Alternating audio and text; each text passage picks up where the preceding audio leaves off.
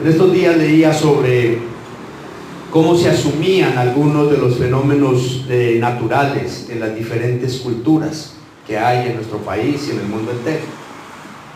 En un eclipse que se dio en nuestro hemisferio hace algunos días o meses o años, no sé de cuándo es el informe, un periodista se adentró en una tribu indígena de muy poca civilización, para ver lo que ellos opinaban, cómo ellos reaccionaban ante este tipo de fenómenos naturales. Dice él en su informe que a la hora del eclipse los indígenas empezaron a gritar, a desesperarse, a angustiarse, a preocuparse, a orar en sus lenguas, en sus dialectos, y él sorprendido les preguntó qué pasaba, y ellos le dijeron que según su creencia, cuando un eclipse de esa manera sucedía, era porque ese día iba a ser el fin del mundo. Ese mismo eclipse se vio en muchas ciudades del mismo hemisferio, pero la diferencia de la tribu indígena a las ciudades, la gran diferencia es que las personas de la ciudad estaban preparados con sus gafas y con otros accesorios para ver el eclipse, el mismo eclipse. Para la gente de la ciudad, que ya era otra civilización, este eclipse era un fenómeno, era un espectáculo natural, digno de admiración, único, para verlo, pero no traía ningún tipo de preocupación, era más bien eso, curiosidad.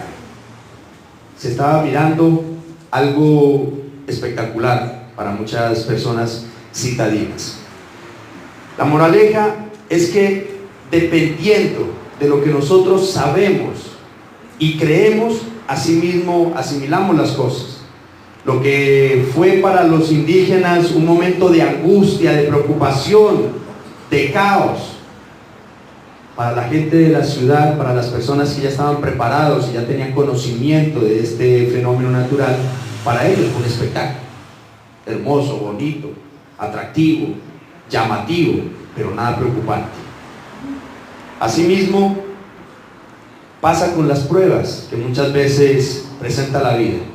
Dependiendo de nuestra fe, de la misma manera las enfrentaremos. Si somos personas incrédulas, creeremos que en medio de una prueba llegó el fin de nuestras vidas.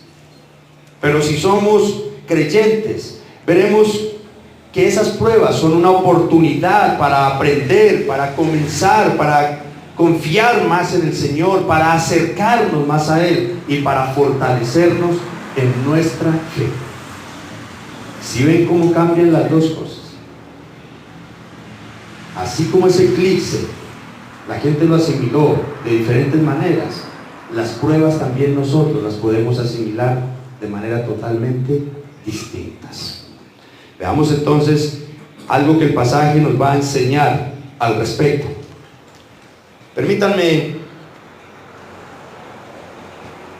compartirles algo acerca del Salmo 27. Es otro de los grandes salmos favoritos de la iglesia y de las sinagogas, de los judíos también y de la iglesia de Cristo, pues enfatiza mucho el importante tema teológico de la confianza que debemos de tener nosotros en el Señor, que ese es el corazón y el fundamento de la religión bíblica como tal, nuestra confianza y nuestra fe en Dios. De una forma bastante elocuente, el poema nos revela la naturaleza y la extensión de la seguridad que debemos de tener en nuestro Padre Celestial, que se manifiesta en medio de las grandes crisis de la existencia humana, tal como lo experimentó y como lo vivió el salmista. Aunque este salmo muchas veces ustedes lo notaron o lo van a ver ahora que lo vamos analizando, lo vamos estudiando, es un poco extenso, diera la impresión de que son dos salmos diferentes que se unieron, y en muchos lugares, en muchas oportunidades se lo ha estudiado de esa manera. Del 1 al 6, del versículo 1 al versículo 6 se creía anteriormente que era un salmo, y del 7 al 14 que era otro, porque hay una diferencia. Pero si nosotros lo analizamos como debería de ser, vemos que es uno solo y que hay un solo hilo conductor. Posiblemente entonces este salmo, esta liturgia era una súplica de ayuda del rey y se relaciona con actividades oficiales del monarca. Particularmente se lo oraba o se lo cantaba antes de salir a la guerra o algún tipo de combate. Y asimismo se lo ha asumido en la cultura y en la religión judía. Y para los cristianos, vuelvo y reitero, también es uno de los salmos más favoritos. De manera que la idea central aquí entonces, lo que vamos a ver en este salmo es la confianza absoluta que el salmista tiene en su Dios, que lo llevó no solo a declarar esa confianza a través de este hermoso poema, sino también a depositar en él su súplica. Trataremos de abordarlo entonces en tres elementos. Una cosita más: el autor de este salmo es el rey David. Quiero que veamos en nuestro primer encabezado entonces una declaración de confianza.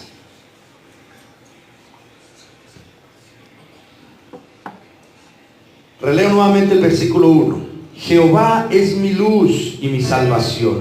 ¿De quién temeré? Jehová es la fortaleza de mi vida. ¿De quién he de atemorizarme?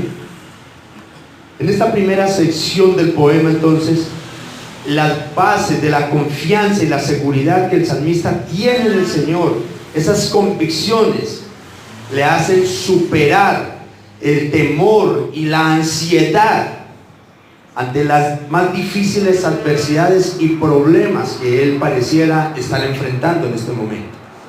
Para el poeta, el fundamento de su seguridad es el Señor, descrito en este salmo como luz, salvación y fortaleza, como lo acabamos de ver.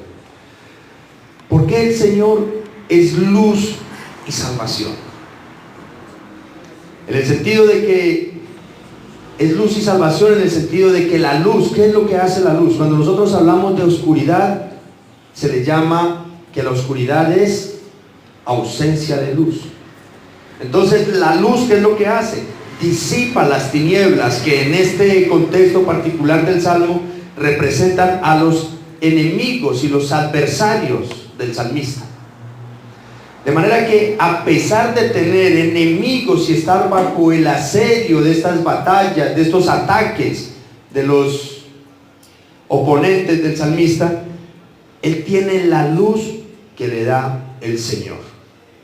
Es decir, tiene paz y esperanza en medio de toda la adversidad que está viviendo. ¿Por qué? Porque él está completamente confiado que Dios lo salvará. Y esto da la idea de que Dios le dará la victoria, de que Dios le dará la liberación en medio de la batalla que está enfrentando.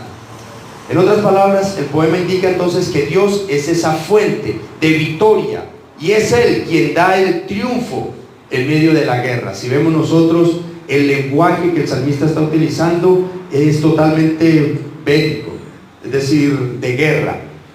Pero él sabe que a pesar de todo, Dios lo preservará de los daños que le puedan causar sus enemigos. Así es como lo declara entonces en el mismo Salmo, en los versículos 2 y 3. Dice: cuando se juntaron contra mí los malignos, mis angustiadores y mis enemigos para comer mis carnes, ellos tropezaron y cayeron. Aunque un ejército acampe contra mí, no temerá mi corazón. Aunque contra mí se levante guerra, yo estaré confiado. Profundas palabras que el salmista está expresando, con las cuales afirma la gran confianza que le inspira a Dios y la gran confianza que él tiene en Dios. Sus enemigos se han unido, han conspirado para destruirlo, para hacerle daño.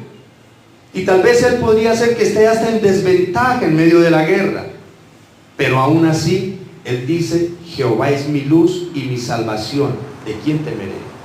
Pero no solo eso. El salmista también reconoce que el Señor es su fortaleza.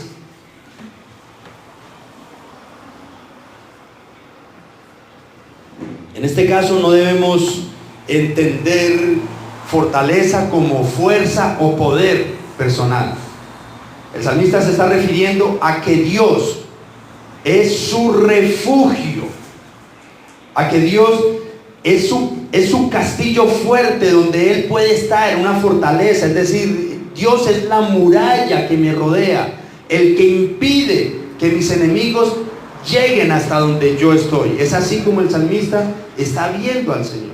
Es su escudo, es su más fuerte castillo. No hay nada, según el salmista, su fe y su confianza lo han llevado a creer que nadie puede tener ni el poder ni la capacidad de penetrar esa muralla. Es un lugar impresionantemente seguro y protegido. Así es como él se describe en las manos del Señor. Esto es lo que dice también en los versículos 4 al 6.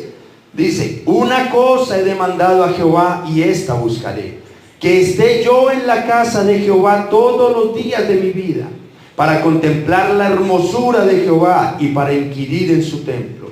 ¿Por qué? Porque Él me esconderá en su tabernáculo en el día del mal, me ocultará en lo reservado de su morada, sobre una roca me pondrá en alto. Luego levantará mi cabeza sobre mis enemigos que me rodean, y yo sacrificaré en su tabernáculo sacrificios de júbilo, cantaré y entonaré alabanzas a Jehová.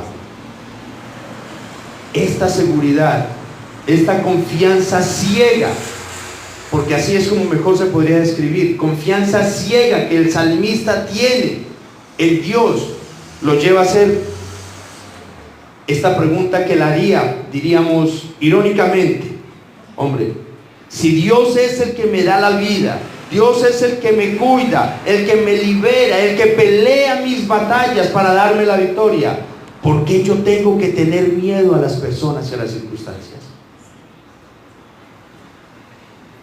Pregunta: ¿hasta dónde y de qué tamaño es nuestra confianza en Dios? Si estamos nosotros en las condiciones, no sé cuál sea la situación que cada uno de nosotros esté atravesando en este momento, pero si estamos en esa posición de decirle a Dios: Dios, tú eres mi fortaleza. Claramente el lenguaje que el salmista usa en este poema es como lo acabé de mencionar, de guerra física, natural. Y tal vez aunque nosotros no estemos en ese mismo escenario, el pasaje es demasiado aplicativo en muchas circunstancias que nosotros atravesamos. En estos días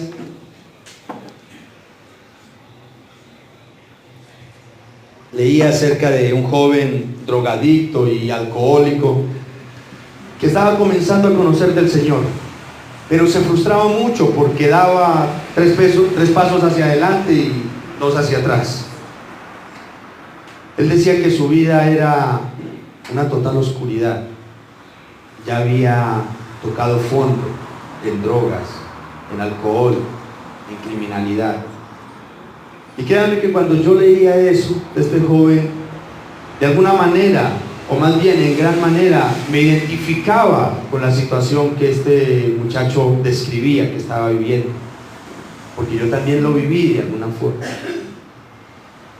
Durante mucho tiempo este servidor estuvo también en esa oscuridad, en esas tinieblas que representan las drogas o el licor o el bajo mundo o la delincuencia. Los hermanos de la iglesia de este joven de nuestra historia le guiaban a orar, dándole ánimo, fortaleciéndolo, lo guiaban a que orara con este salmo, con bastante fe en el Señor, porque ellos le decían: el Señor es el único que te puede sacar, te puede dar la luz en medio de esa oscuridad. Es el único que te puede sacar de esas tinieblas en las que tú estás viviendo. Yo leía esto y en realidad me conmovía, porque yo decía: ¿cuántas veces tal vez intenté en mis propias fuerzas de dejar algunos malos hábitos destructivos para mi vida y nunca lo logré? Pero cuando se decidió, cuando ya el Señor tuvo esa misericordia y nos alcanzó, ya pudimos ver realmente la luz de Cristo. Esta tal vez sea una de las tantas maneras en que nosotros podremos aplicar este pasaje de este salmo. Porque hay una infinidad de situaciones con las que muchas veces nosotros nos encontramos batallando, luchando. Yo no sé cuál sea la circunstancia por la que cada uno de ustedes está atravesando en este momento.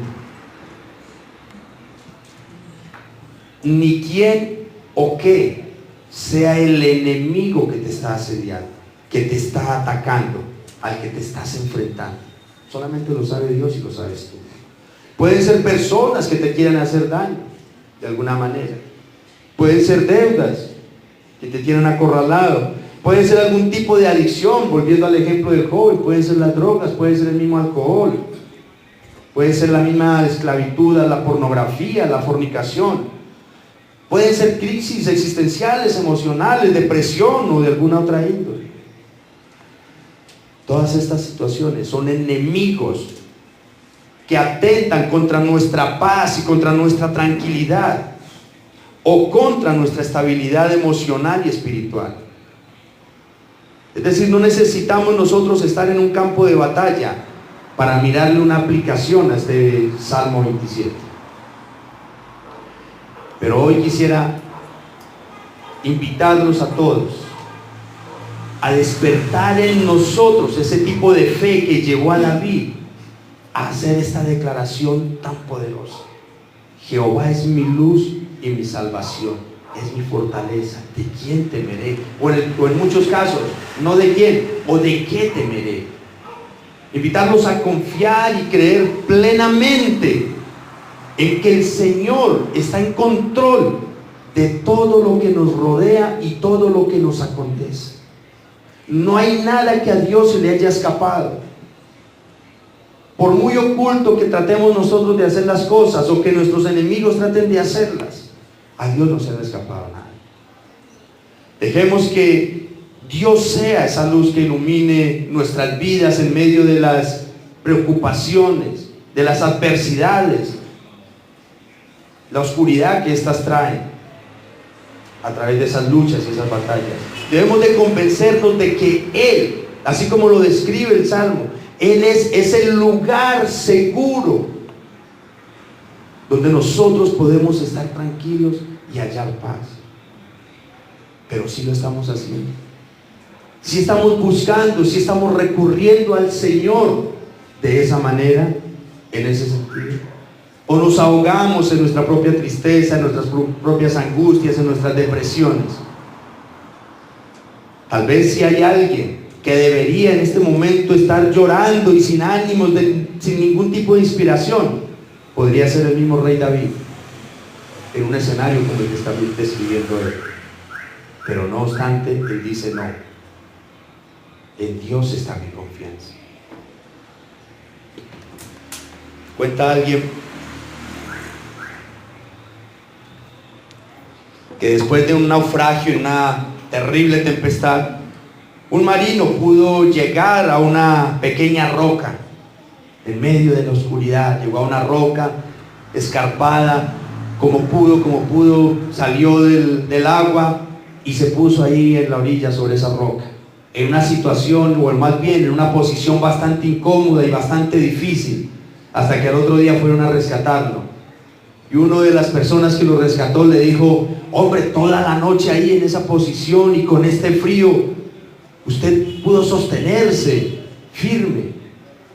Y le dice el náufrago: la verdad es que yo temblé toda la noche del frío y del susto, pero la ventaja es que la roca en la que yo estaba no estaba temblando, esa estaba firme, por eso me salvé, por eso no me caí.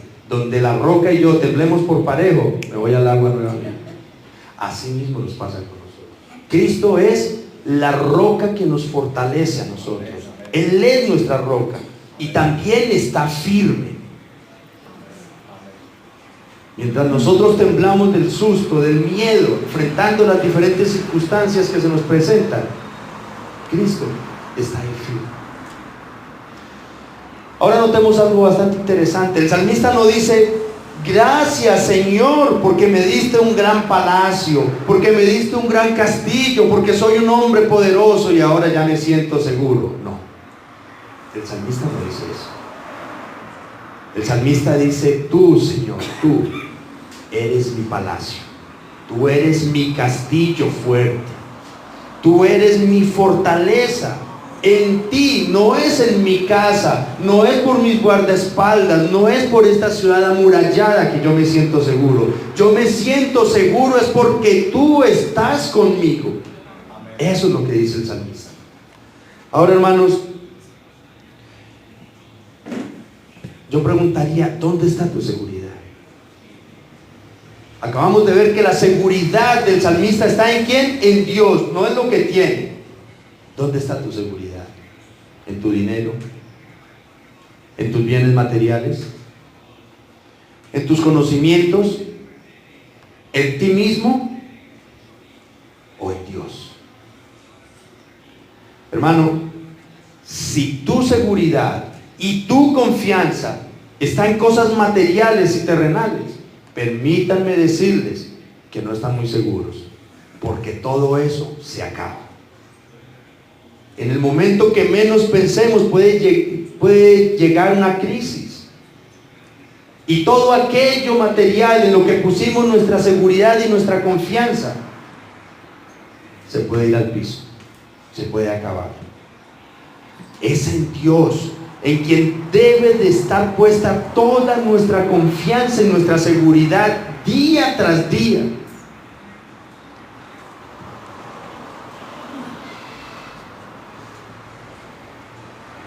Algo que yo he logrado entender en medio de las difíciles tormentas que he atravesado en mi vida es que nadie tiene más poder que Dios para hacer conmigo lo que Dios no quiere. ¿Sí me hice entender? Nadie tiene más poder que Dios para hacer conmigo lo que Dios no quiere que pase. Que aunque haya personas o circunstancias mucho más poderosas que yo, nunca podrán ser más poderosas que Dios. Y lo otro que he aprendido es que ninguna situación, por difícil que sea, durará ni un día más ni un día menos de lo que Dios tiene destinado. A este servidor le hablaban de 25 años de cárcel, y cuando me hablaron de que ya podía volver, ya llevaba 4 años, en pocos meses ya regresas a casa, yo decía: Dios, gracias. Mi oración todos los días era: Señor, yo sé que aquí no voy a estar un día más ni un día menos de lo que tú quieras que yo esté. Y lo mismo ustedes, hermanos. Independientemente de cuál sea la circunstancia que estén atravesando, cuál sea el problema, cuál sea la dificultad, eso no va a durar más de lo que ya Dios tiene presupuestado para nosotros. Por eso, hermanos, levantémonos entonces con esa fe, con gozo, con esperanza, y deleitémonos buscando al Señor, alabándole, sirviéndole, adorándole, tanto en nuestros hogares como en el templo que Él establecía para que le alabemos y le adoremos. Pero el poeta no solo declara su confianza en el Señor a través de su poesía, sino que también con esperanza y seguridad Él expone delante de Dios toda su súplica. Veamos en nuestro segundo encabezado entonces: presentación de la súplica. Dicen los versículos del 7 al 12: Oye, oh Jehová, mi voz con que a ti clamo. Ten misericordia de mí y respóndeme. Mi corazón ha dicho de ti: buscad mi rostro. Tu rostro buscaré, oh Jehová. No escondas tu rostro de mí. No apartes con ira a tu siervo. Mi ayuda ha sido: no me dejes ni me desampares, Dios de mi salvación. Aunque mi padre y mi madre me dejaran, con todo Jehová me recogerá. Enséñame, oh Jehová, tu camino, y guíame por senda de rectitud a causa de mis enemigos. No me entregues a la voluntad de mis enemigos, porque se han levantado contra mí testigos falsos y los que respiran crueldad. A pesar de que la confianza en Dios por parte del salmista es plena, es total, él no deja de elevar su súplica ante su Señor. Y como expresión de su profunda dependencia del Señor, eleva su clamor. creyendo de que Dios lo está escuchando. Lo que nosotros vemos en esta súplica de David, en estos versículos, son 5 peticiones que diríamos afirmativas y 5 peticiones negativas.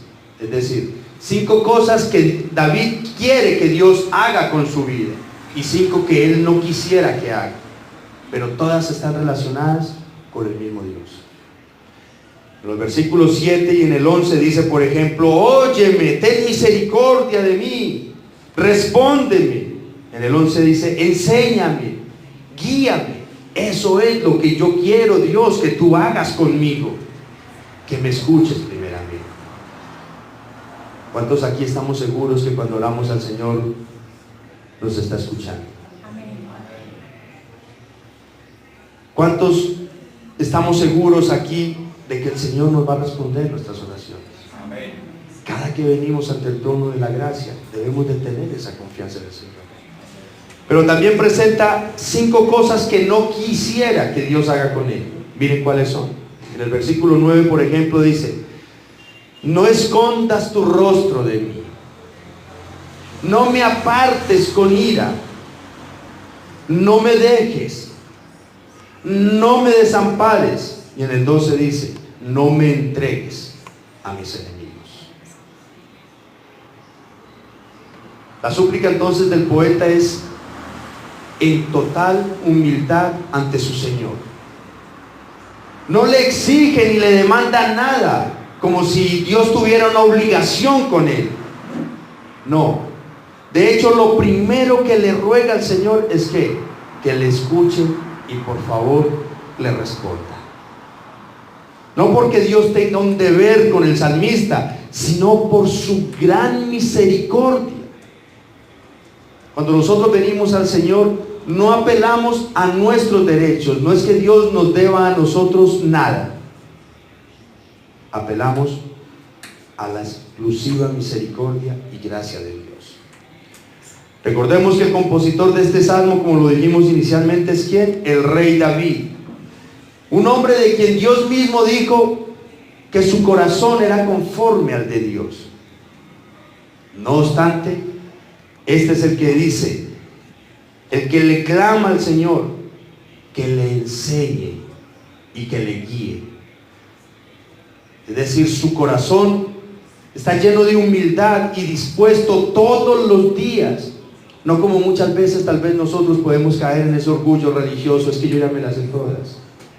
No, el salmista todavía sigue diciendo, Señor, sígueme enseñando y sígueme guiando.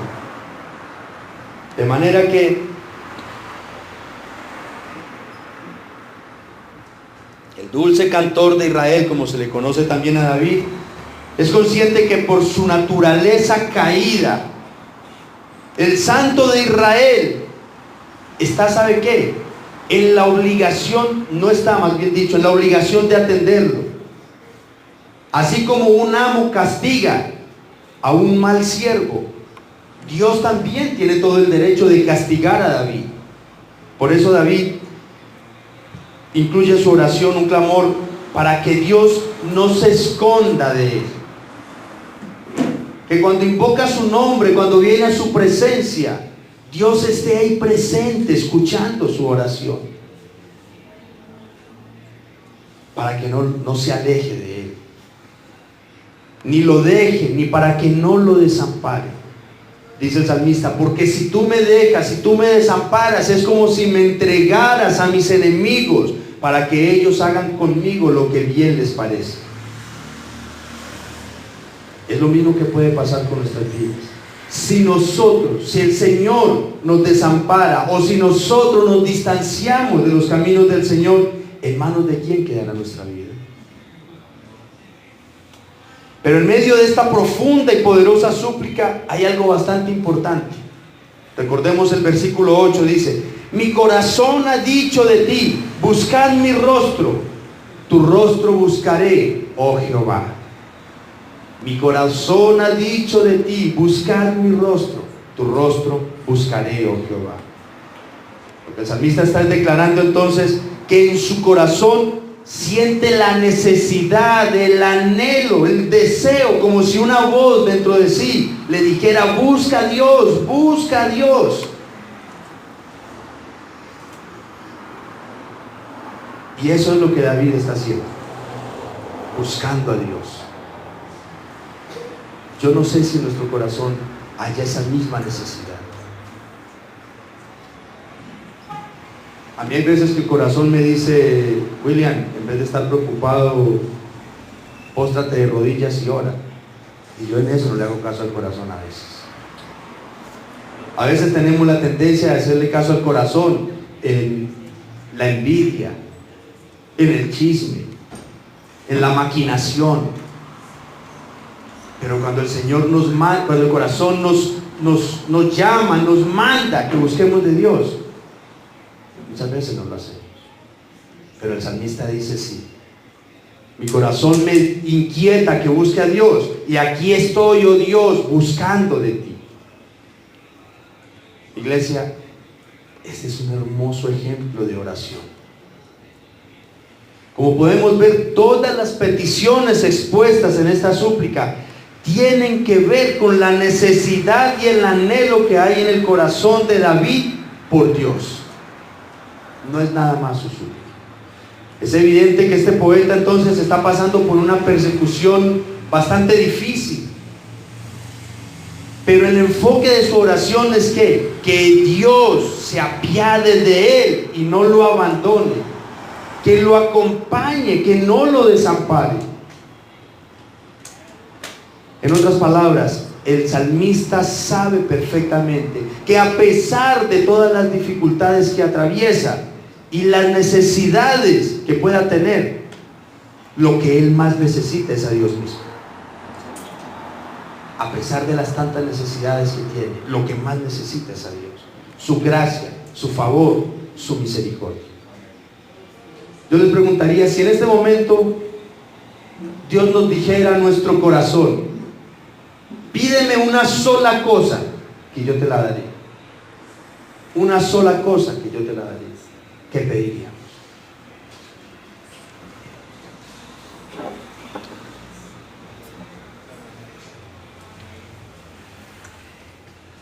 Imagino que estamos pensando: ay, que me gane el baloto y sin comprarlo, que me ayude a pagar unas deudas, que me dé un buen marido, que me dé una buena esposa.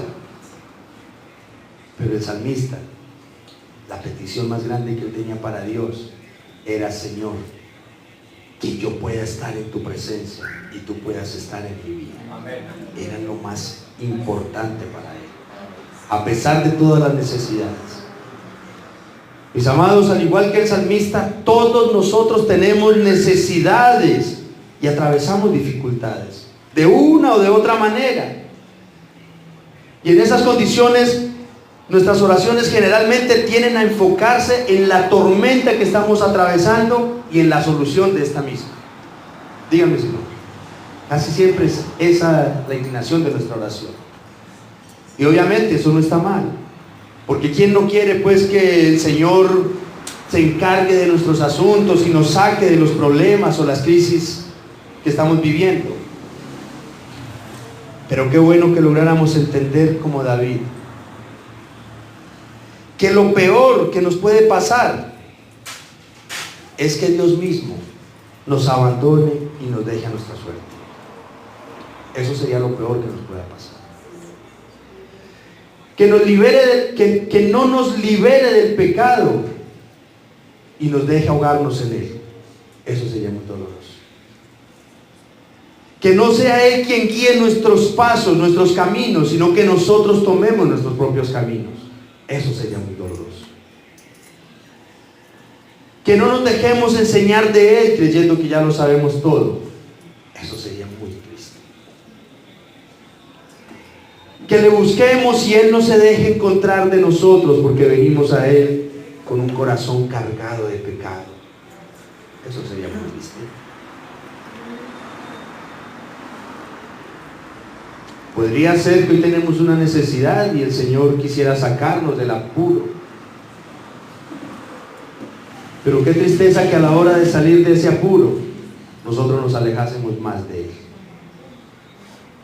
En otras palabras, el salmista es completamente consciente que está pasando por una situación difícil, pero sin Dios todo podría estar peor. ¿Qué opinan ustedes? Esto que mencionamos podría ser lo peor que nos puede pasar. Por esto, hermanos, nuestra oración debe de estar siempre enfocada 100% en Cristo Jesús y su presencia en nuestras vidas. ¿Por qué? Porque si nos llegase a faltar Él, nos faltaría todo. Pero si Él está con nosotros, lo tenemos todo. Aún estando en medio de la tempestad más arrasadora, si el Señor está con nosotros, todo es posible, mis amados hermanos. Todo es posible.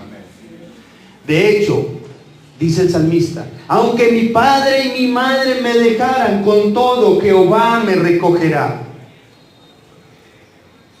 La Escritura no nos muestra que a David lo hayan abandonado sus padres. Por el contrario, él siempre estuvo pendiente de su familia y su familia lo estuvo siempre acompañando. Pero el salmista quiere ir a un punto más extremo. Aunque mi familia misma me dé la espalda, aunque ellos mismos me fallen, yo sé que Dios estará conmigo. Yo sé que Dios me guardará. Yo sé que Dios me acompañará. ¿Por qué? Porque Él es mi luz y mi salvación. Él es mi castillo fuerte donde yo puedo estar siempre seguro. Tan absoluta es la confianza del salmista en su Señor y tan profunda es su oración, que va concluyendo su poema dándonos un mandamiento que sin duda debe de ser la expresión de nuestra confianza. Entonces, último encabezado, veamos en él el mandato a la perseverancia. El versículo 13 dice: hubiera yo desmayado si no creyese que veré la bondad de Jehová en la tierra de los vivientes. Esta última sección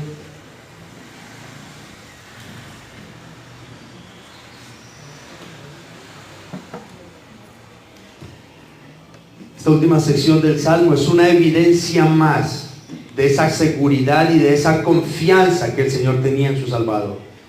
Pareciera ser que la magnitud de la crisis que él está atravesando es tan fuerte que una persona, según David lo describe aquí, sin conocer de Dios, no hubiera podido soportarla, no hubiera podido salir adelante en medio de esa crisis. David reconoce que si él no hubiera confiado en la bondad de Dios, si no hubiese tenido esa seguridad en la misericordia del Señor, él hubiera desfallecido, él se hubiera dado por vencido. Hermanos, yo estoy seguro que muchos o algunos de ustedes, este servidor, en algún momento de su vida, hemos dicho algo similar a lo que está diciendo este salmista. Si no hubiera sido por Dios que me dio las fuerzas, yo creo que no hubiera aguantado tal prueba que tuve en tal época. Ustedes lo han dicho. Y tal vez lo estamos diciendo. Y efectivamente, hermanos, si el Señor no nos hubiera sostenido y ayudado en ciertos momentos de la vida, seguramente nuestra historia sería otra. Es probable que hoy, en lugar de ser creyentes, todavía estuviéramos muertos en nuestros delitos y pecados. En lugar de estar aquí escuchando la palabra de Dios con mis hermanos, aleluyas, tal vez estaría pasando una resaca, un guayabo. Tal vez estaría en mi casa peleando con mi esposa, con mis hijos, con mi familia, si no hubiera sido por Dios. Posiblemente en lugar de estar aquí adorando al Señor, algunos hoy estuviéramos incurriendo en la delincuencia y en muchas cosas más. Algunos incluso hasta estaríamos en un cementerio. Por eso deberíamos de decir: si no hubiera sido por Dios, si no hubiésemos confiado en su bondad, en su gracia, en su gran amor, ¿qué sería de nuestra vida? Si yo le preguntara a cada uno de ustedes, ¿qué sería de su vida si no se hubiese atravesado Jesús en su camino? La mayoría podríamos decir, mi vida estuviera mal, o mi vida, o mi familia, íbamos rumbo a la destrucción. Pero Dios a buen tiempo vino a nuestro encuentro y hoy nos permite estar aquí, adorándole, honrándole y depositando nuestra confianza solo en Él. Gracias a Dios y a la fe que Él puso en nuestro corazón.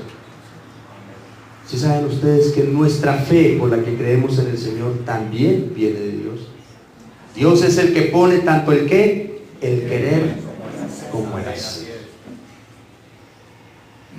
Él salió a nuestro encuentro y nos dio la fe para que creyéramos en Él y hoy podamos ser salvos y pudiésemos estar aquí. Por eso David dice en el versículo 14: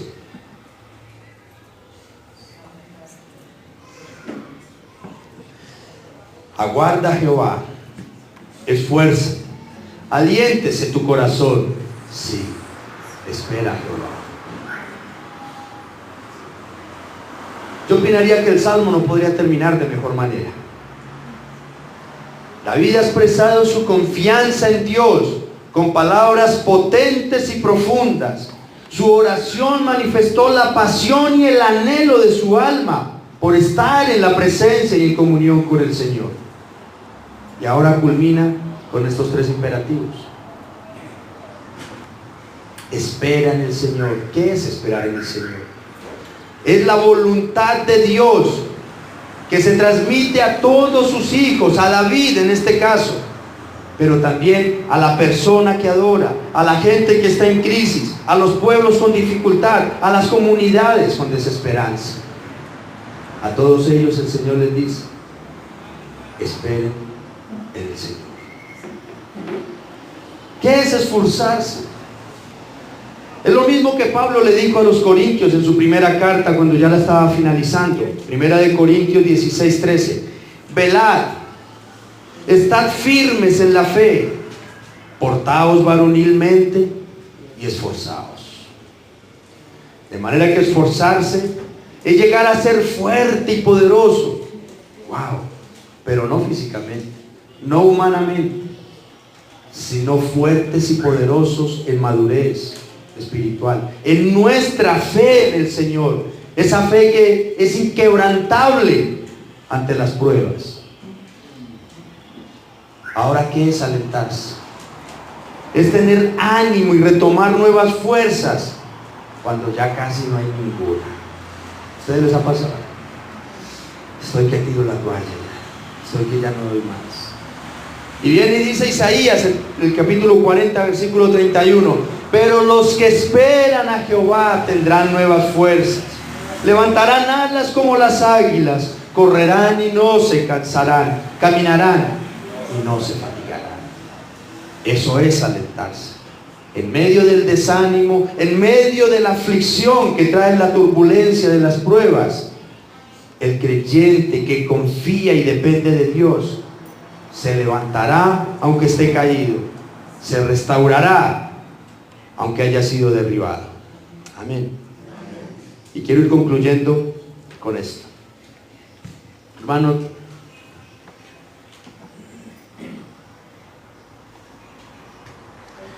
solo Dios y tú saben la situación que cada quien está viviendo. Si estás pasando alguna crisis o alguna dificultad, o estás en medio de una tormenta, o simplemente estamos viviendo esta vida que de por sí necesita una buena dosis de fe para poder afrontar sus retos y desafíos del día a día. Para todos nosotros la invitación final entonces es a depositar nuestra confianza absolutamente en nuestro Señor y Salvador. Que independientemente de la situación que tú, que yo estemos atravesando, podamos decir con plena convicción, como lo dice el salmista: el Señor es mi luz y mi salvación. El Señor es mi fortaleza y Él me protege del peligro. Entonces, ¿por qué habría de tener miedo? ¿Por qué habría de tener inseguridades si el Señor está conmigo? Si podremos nosotros, hermanos, decir eso con esa convicción, con esa seguridad. Yo los invito, hermanos, a levantarnos en esa fe. Obviamente que no es fácil esperar, de hecho es difícil, pero David mismo tal vez puede ser un muy buen ejemplo, el que escribió el salmo que estamos estudiando el día de hoy, el Salmo 27. Este hombre fue ungido como rey cuando tenía 16 años, y 14 años después, es decir, a los 30, ya fue nombrado rey. A lo largo de esos 14 años de espera, tuvo que vivir persecuciones, adversidades, dificultades, injustas muchas de ellas. Y este mismo hombre, este mismo guerrero, que no desfalleció, que no se cansó, que no tiró la toalla, es el que hoy nos está diciendo: espera con paciencia en el Señor, espera con paciencia. Ustedes que conocen la historia de David, ¿creen que David finalmente venció? ¿Que Dios finalmente le dio la victoria a David? Claro que sí, claro que sí. Este es el que nos dice hoy: sé valiente, sé esforzado, espera, no desmayes. Juan Calvino dijo: si nosotros esperamos que Dios cumpla inmediatamente lo que promete, entonces no hay lugar para la fe. De ahí que tu prueba de la fe es que consintamos con la palabra de Dios cuando su cumplimiento no está a la vista. Y permítanme cerrar con esta frase: Dios no es tan bueno como nosotros creemos. Dios es muchísimo más bueno de lo que nosotros podemos pensar e imaginarnos. Amén. Vamos a darle gracias al Señor, mis amados hermanos. Inclinemos nuestros rostros, por favor. Soberano Dios, Rey Todopoderoso, Señor del cielo y de la tierra, en el nombre de Jesús te damos gracias, Rey bueno, Dios de misericordias. Gracias, Padre, por esta palabra que hoy has traído a nuestras vidas, Señor. Gracias, amado Rey, porque quizá hoy, mis hermanos, este servidor, todos posiblemente la estábamos necesitando, Señor, por las diferentes dificultades o situaciones adversas que tal vez estemos atravesando, Dios. Gracias porque hoy hemos escuchado tu voz, esa voz que nos invita a confiar en medio de la turbulencia, esa voz que nos invita a esperar en medio del desánimo muchas veces, esa voz que nos invita a creer, amado Rey, de que tú estás en control de todo, Señor. Gracias, Dios mío santo, porque tú eres nuestra luz y nuestra salvación. ¿De quién habríamos de temer? Gracias, Señor, porque tú eres ese castillo fuerte, esa fortaleza, esa cueva, ese tabernáculo donde yo me puedo esconder en momentos de tristeza, de aflicción, de soledad. Cuando el enemigo arrecia, en ti me siento seguro, Señor. Gracias, amado Dios, porque muchas veces el viento sopla en contra, Señor, y quiere hacernos desviar del camino, pero tú estás ahí para sostenernos con firmeza, Señor amado. Padre, yo quiero rogarte en el nombre de Cristo Jesús que por favor le des esa fe a cada uno de mis hermanos para poder soportar la prueba, Señor. Ayúdanos a creer, bendito Dios, que esta prueba no durará no solo un día, sino que no durará ni un minuto más, ni un minuto menos de lo que tú ya tienes destinado para ellos, Señor. Y que Dios, tú eres un Dios tan fiel, Señor, que es tu misma palabra la que nos dice que cuando tú mandas la prueba, también nos dan la salida y las fuerzas para soportarla, Padre. Dios, dale luz en la oscuridad de los problemas que mis hermanos puedan estar atravesando, Señor. Tiéndele la mano, Señor, al que está caído, bendito Rey. Restaura, Dios, a aquel que ha sido derribado, Señor eterno. Dios mío, no nos desampares, no nos dejes solos, oh Dios. Escucha nuestro clamor. Sé que te hemos fallado, que te hemos ofendido, Señor, que hemos provocado tu ira, que no mereceríamos más que castigo y dolor, pero apelamos a ti porque sabemos que eres un Dios misericordioso, Padre. Que tú no te gozas en el sufrimiento de tu pueblo, que si lo estás permitiendo es porque sabes, como un buen padre sabe lo que es conveniente para sus hijos, Dios. Padre, en tus manos entregamos nuestras vidas, amado Rey. En tus manos ponemos toda nuestra confianza y nuestra fe. Espíritu Santo, yo te ruego, en el nombre de Cristo Jesús, que hables permanentemente a nuestro corazón, en la mañana, en la tarde, en la noche, y le digas a nuestras almas: aguarda a Jehová, esfuérzate y sé valiente. Sí, espera a Dios, espera a Jehová, oh hermano. Gracias te damos, soberano Dios. Gracias, Padre.